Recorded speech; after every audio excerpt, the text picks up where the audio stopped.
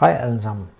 Jeg vil vise jer, hvordan man viser sin React Native app i en webbrowser i stedet for i en simulator. Og jeg starter helt from scratch. Så det vil sige at installere Node.js først. Det gør vi herfra. Hent filen og dobbeltklik på filen.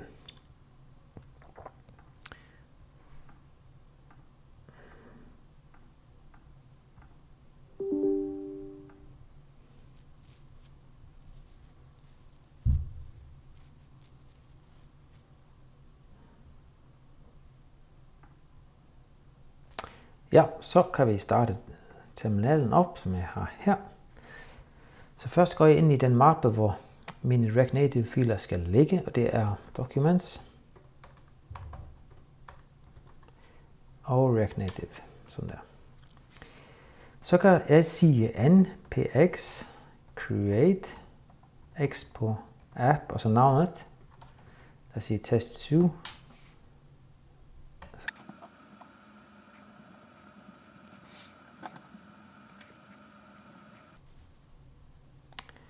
Okay, så ja, nu kan jeg gå ind i den mappe, som hedder test 7, cd test 7.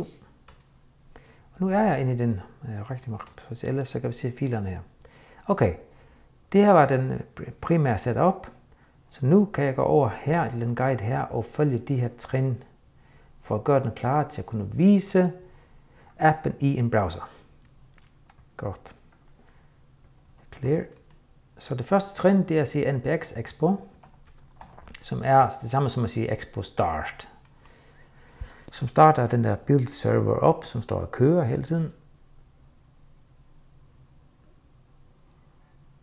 Men det her, kan I se, den mangler den her W, den her er ikke synlig endnu.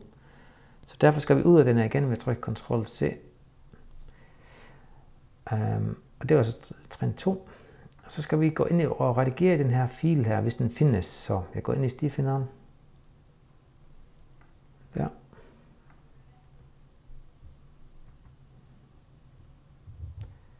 Documents. Der var den. Så her.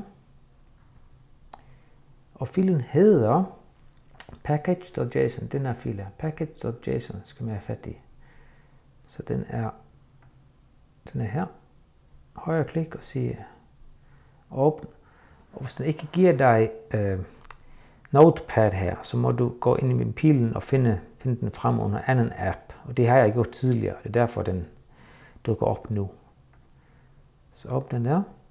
Og hvis den her Expo Webpack findes, så skal den fjernes. Men det gør den ikke hos mig i det her tilfælde. Så det her trin her skal jeg ikke lave noget. Nå, så skal jeg bage til terminalen og sige npm update, det er det her trin her. Så lad os gøre det. npm update. Yes.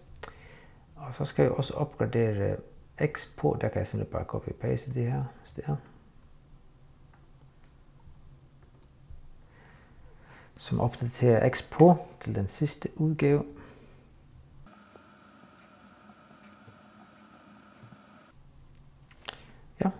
Så kommer vi til nummer 6, og det hedder, at vi skal tilføje den her bundler-linje inden i web-delen af den der fil, som hedder app.json.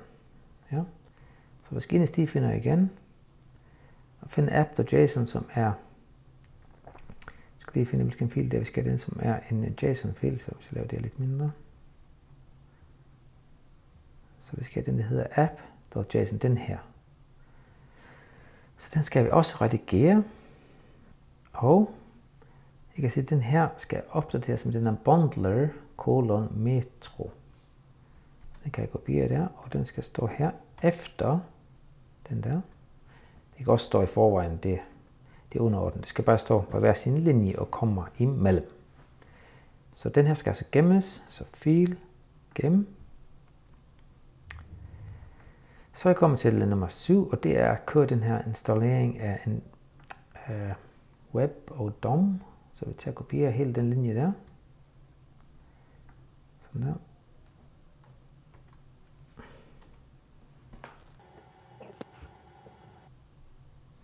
Yes. Og så kommer det sidste skridt til at starte den her igen.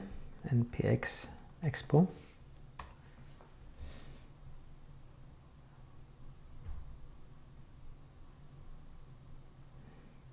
Og nu kan vi se, at den her W, nu er den synlig. Det var den ikke før. Så hvis vi nu trykker på W, så kan vi se, at der sker i hvert fald noget, om vi får vist den er app eller ej. Der var den. Så nu kan vi se appen, som vi koder i den der fil, som hedder app. Jeg har skrevet den her. Så hvis jeg for eksempel ændrer det her, og så trykker gem, og så refresher her, så skal den gerne kunne opdatere. Det er den. Så det var det. Tak for at du fulgte med. Vi ses. Hej.